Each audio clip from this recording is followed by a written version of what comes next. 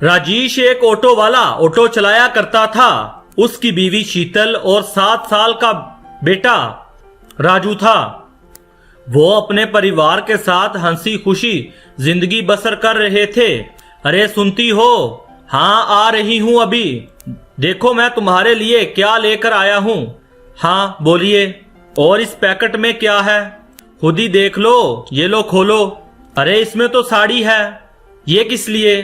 अरे मेरी प्यारी बीवी, अगर तुम्हें दी है तो ये तुम्हारे लिए ही है। ये तो बहुत प्यारी है, पर इसकी क्या जरूरत थी? इतना तो हम पैसा बचा ही नहीं पाते। ये फालतू के खर्चे आपने क्यों किए? अरे पगली, मैं वैसे भी तुझे कहां से कुछ दे पाता हूँ। एक साड़ी तो है, तू कभी मुझसे कुछ नहीं मांगती है। आज थोड़ा धंधे में मुनाफा हुआ तो सोचा तुम्हारे लिए एक साड़ी ले जाऊं। मैं जानती हूँ हालातों को, इसीलिए मैं आपसे कभी कुछ नहीं मांगती हूँ। चल अभी बेकार की बातें बंद कर और पहन कर दिखा। देखूं तो मेरी बीवी इसमें कैसे लगती है। शीतल अंदर जाकर साड़ी पहनकर बाहर आती है। हाँ देखा, साड़ी कितनी सुंदर लग रही है तुझ पर। ये रंग तुझ पर बहुत खिल रहा है। इसी तरह हंसी खुशी से दिन बीत रहे थे। अचानक से राजेश की पत्नी शीतल बीमार हो जाती है और डॉक्टर और उसकी फीस देते देते राजेश को अपना ऑटो बेचना पड़ जाता है। अब तो मेरे पास पैसे भी खत्म हो गए और शीतल की तबीयत में कोई फर्क भी नहीं आ रहा। अब पैसे कहां से आएंगे? शीतल को इस हालत में नहीं देखा जा सकता। ऐसा करता हूं कि अपना ऑटो बेच देता हूं। राजेश ये सोचकर अपनी ऑटो एक दुकान पर लेकर जाता है। भाई मुझे ये ऑटो बेचना है। क्यों भाई, इस ऑटो में कोई खराबी है? ऑटो में कोई खराबी नहीं है, मुझे पैसों की सख्त जरूरत है। मेरी बीवी बहुत बीमार है और मुझे पैसों की सख्त जरूरत है, इसीलिए मुझे ऑटो बेचना पड़ रहा है। अरे भाई ऑटो बेच दोगे, घर का खर्चा कैसे चलाओगे? बीवी की तो तबीयत भी देखनी है, उसकी दवाइयों के लिए मेरे पास पैसे नहीं हैं और मुझे कुछ समझ नहीं आ रहा है कि अब मैं क्या करूं। भाई आप एक काम कर सकते हैं, ऑटो बेच के एक रिक्शा ले लो, जिससे तुम्हें पैसे भी मिल जाएंगे और घर चलाने के लिए रिक्शा भी मिल जाएगा। क्या समझे? भाई बात तो तुम ठीक कर रहे हो। राजेश बात मान जाता है, ऑटो बेचकर एक रिक्शा ले लेता है और दिन रात उस पर मेहनत करता है। वहां पर राजेश की पत्नी की एक दिन तबीयत खराब हो जाती है और उसे हॉस्पिटल लेकर जाता है। डॉक्टर साहब मेरी पत्नी को एक बार देख लीजिए। ठीक है, इसे मेरे कैबिन में लेकर आओ। राजेश शीतल को डॉक्टर के केबिन में लेकर जाता है। इनकी तबीयत बहुत खराब है, ये आप ये इंजेक्शन जल्दी लेकर आएं, वरना मैं कुछ नहीं कर पाऊंगा।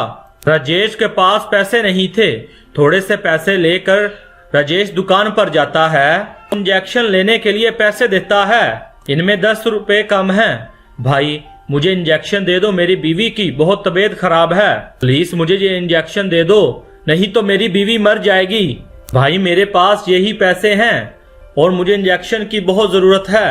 राजेश उसकी दुकान पर रोने लग पड़ता है। उस दुकान वाले से राजेश रोते हुए अपने बीवी के लिए इंजेक्शन मांग रहा होता है, लेकिन वो दुकान वाला बहुत लालची था और राजेश को वहां से भगा देता है। अरे कुछ भी करो, मुझे 10 रुपए दो तो तभी इंजेक्शन मिलेगा, वरना निकलो यहाँ से। राजेश बिना इंजेक्शन के ही वापस आ जाता है और उसकी बीवी का देहांत हो जाता है। राजेश अपने बेटे के साथ रहने लग पड़ता है। उधर दुकानदार जिसका नाम विपन था, जहाँ राजेश के पास पैसे ना होने पर उसे धक्का देकर वहां से भगा दिया था, वो एक बहुत ही लालची दुकानदार था। वो दवाइयों से बहुत पैसा कमाता था, इसीलिए उसने अपनी बहुत सी जायदाद कर ली थी। आजकल धंधे में बहुत कमाई हो रही है और मुनाफा भी बहुत हो रहा है। अब एक काम और कर लेता हूँ कि एक प्लॉट और ले लेता हूँ। विपन घर में पहुँचता है और प्लॉट लेने की सोचता है।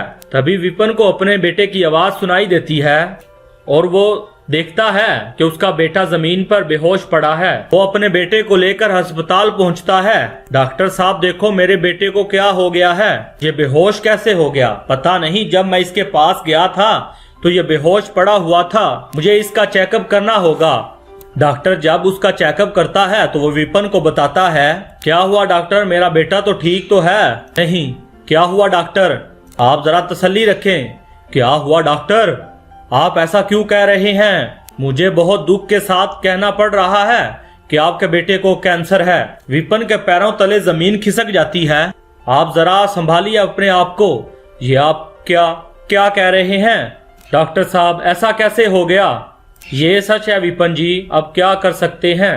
क्या बेटा ठीक तो हो जाएगा? हाँ, इसके लिए कुछ महंगी दवाइयाँ जरूरी है और कुछ टाइम इलाज करना पड़ेगा और आपको थोड़ा सब्र रखना पड़ेगा। विपिन अपने बेटे का इलाज करवाना शुरू कर देता है। इस इलाज पर वो बहुत पैसा लगाता है, लेकिन उसका बेटा ठीक नहीं हो पाता।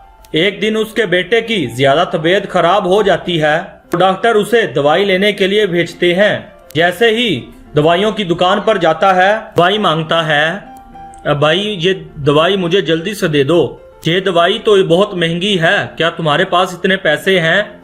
विपिन अपनी सारी जमीन जायदाद गवा चुका था अपने बेटे के इलाज के लिए। अब उसके पास कोई पैसा नहीं था, सिर्फ चंद रुपयों के अलावा। वो अपने सारे पैसे दिखाता है और कहता है, मेरे पास ज्यादा नहीं है, बस यही रुपए हैं, इतने में दवाई नहीं आएगी, 100 रुपए और चाहिए। पर भाई, मेरे पास तो इतने ही पैसे हैं, तो दवाई नहीं मिलेगी। जाओ और पैसे लेकर आओ, जाओ।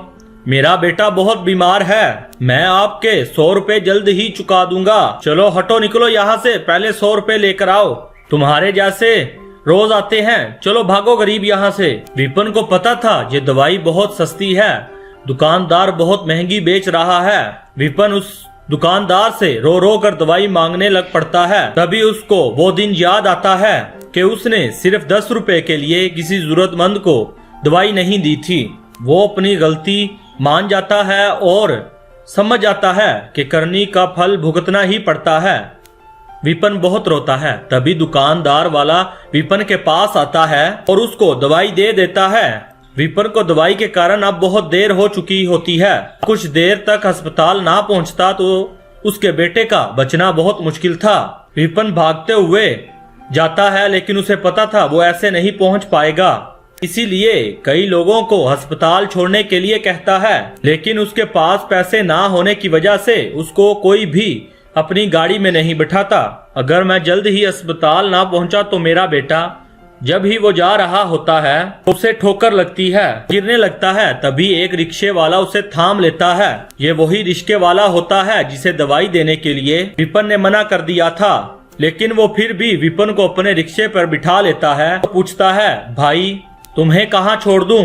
मेरा बेटा अस्पताल में है, मुझे वहाँ जल्दी पहुँचना है, लेकिन मेरे पास पैसे नहीं हैं। कोई बात नहीं, आप परेशान मत हो, सब कुछ ठीक हो जाएगा, मैं आपको वहाँ बिना पैसों के ही छोड़ दूंगा।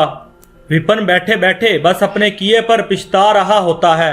उसका लालच उसके सामने आ रहा था, वो अपने किए पर बहुत पछता रहा था, पर समय निकल चुका था। मैंने दूसरों का बहुत दिल दुखाया है और आज इसीलिए मेरे हाल ऐसा है। इसी वजह से मुझे आज ये दिन देखना पड़ रहा है। मैंने न जाने कितनों को दवाई नहीं दी कुछ पैसों के लिए, और मैं आज वहीं खड़ा हूँ। आज मेरे पास भी पैसे नहीं हैं और दवाई की जरूरत है। सबको ऐसा ही महसूस होता होगा जैसे मैं लाचारी महसूस कर रहा हूँ। विपिन अस्पताल पहुँचता है और वहाँ जाकर डॉक्टर को दवाई दे देता है। वहाँ उसके बेटे की तबीयत और ज्यादा खराब हो रही होती है। ये सब कुछ उससे देखा नहीं जा रहा होता तो उसकी आंखों से आंसुओं की धारा निकलनी शुरू हो जाती है। तभी उसे भगवान की मूर्ति दिखाई देती है। ऐ भगवान, मेरे कर्मों की सजा मेरे बच्चों को मत दो, वो सजा देनी है मुझे दे दो, पर मेरे बच्चे को बख्श दो। और ये कहकर वो फूट फूट कर रोने लग पड़ता है। तभी डॉक्टर आते हैं और बताते हैं कि आपका बेटा ठीक है। विपिन राहत की सांस लेता है और कुछ दिनों बाद उसका बेटा ठीक होकर वो अपने घर आ जाते हैं।